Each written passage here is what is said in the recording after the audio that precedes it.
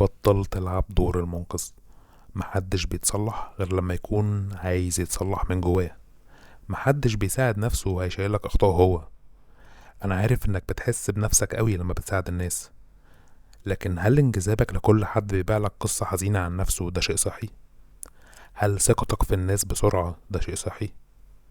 هل العالم ما فيهوش نرجسيين ومتلاعبين ومستغلين؟ مش هتقدر تصلح حد، دي مش شغلتك.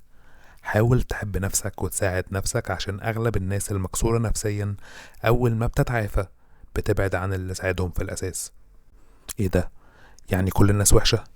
لا، في ناس كويسة، بس اللي يخليك تحل مشاكله بالنيابة عنه وحش. اللي يورطك في علاقة سامة وحش. طب اكون شرير يعني؟ لا، افهم نفسك كويس. افهم انك شخص معطاء وشخص متعاطف، واللي زيك دايما هدف للشخصيات اللي مش سوية. واعرف ان مفيش جايزة بياخدها اكتر واحد شايل هم غيره. سلام.